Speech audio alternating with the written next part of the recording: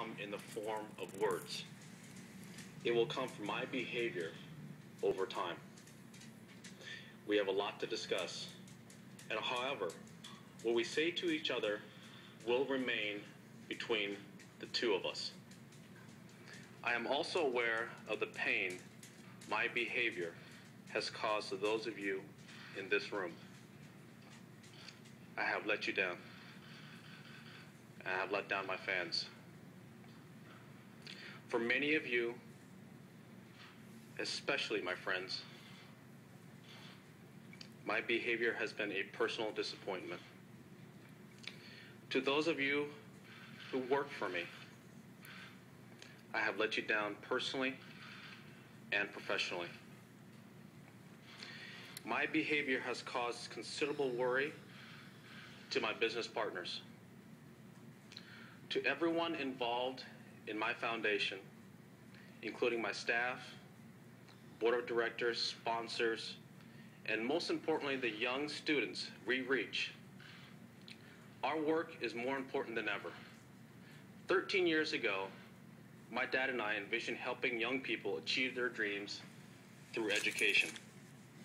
This work remains unchanged and will continue to grow. From the Learning Center students in Southern California to the Earlwood Scholars in Washington, D.C., millions of kids have changed their lives, and I am dedicated to making sure that continues. But still, I know I have bitterly disappointed all of you. I have made you question who I am and how I could have done the things I did. I'm embarrassed that I have put you in this position. For all that I have done, I am so sorry.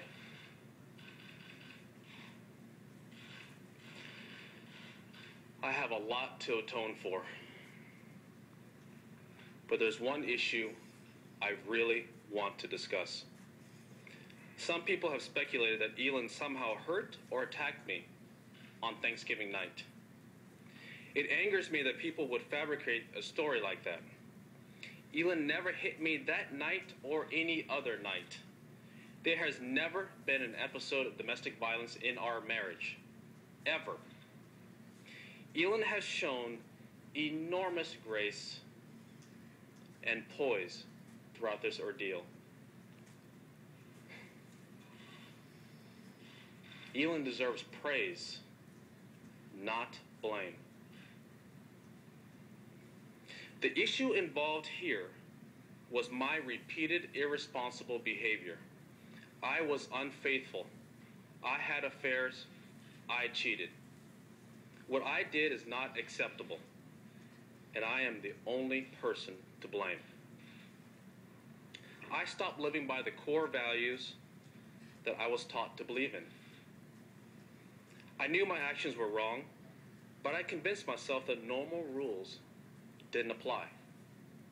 I never thought about who I was hurting. Instead, I thought only about myself. I ran straight through the boundaries that a married couple should live by. I thought I could get away with whatever I wanted to. I felt that I had worked hard my entire life and deserved to enjoy all the temptations around me.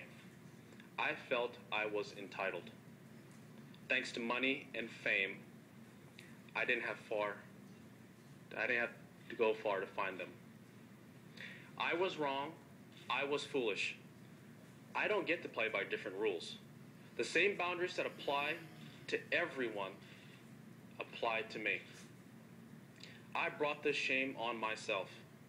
I hurt my wife, my kids, my mother, my wife's family, my friends, my foundation, and kids all around the world who admired me.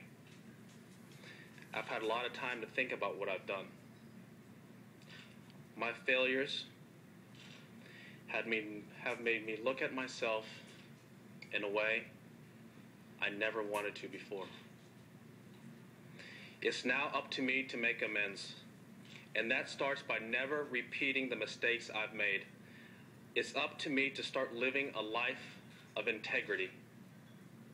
I once heard, and I believe it's true, it's not what you achieve in life that matters.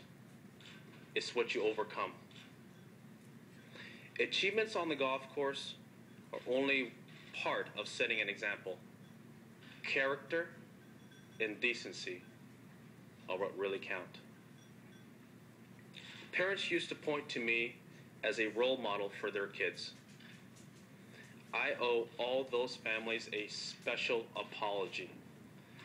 I want to say to them that I am truly sorry.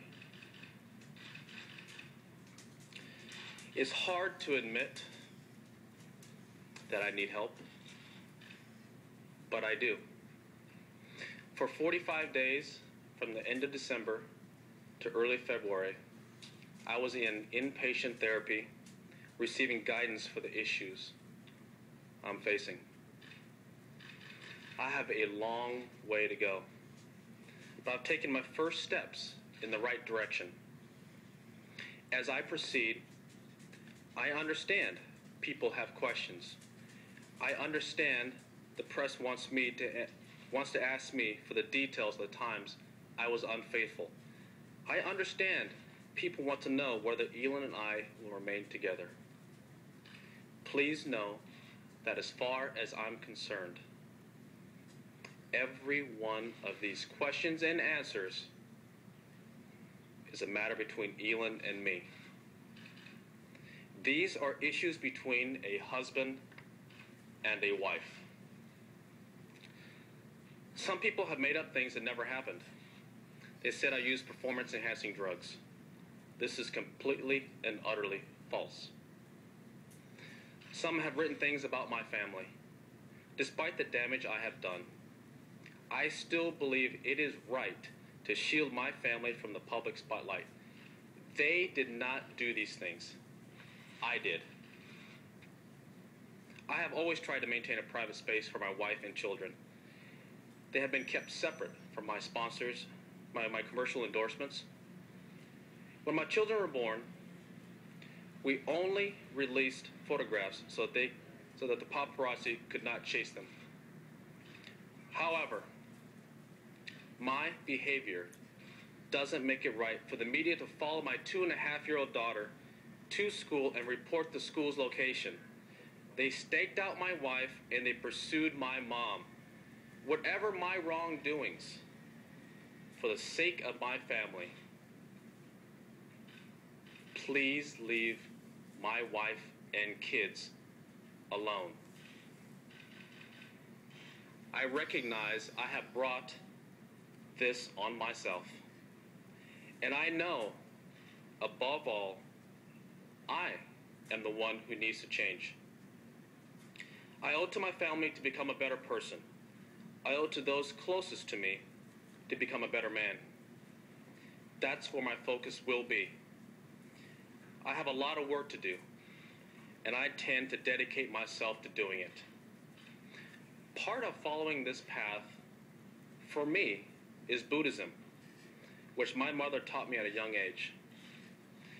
People probably don't realize it, but I was raised a Buddhist, and I actively practiced my faith from childhood until I drifted away from it in recent years.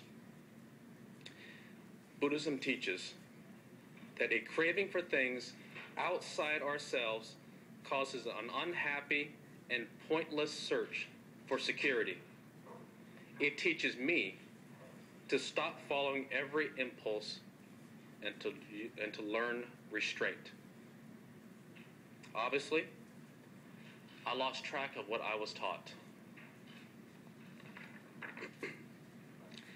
As I move forward, I will continue to receive help because I've learned that's how people really do change. Starting tomorrow, I will leave for more treatment and more therapy.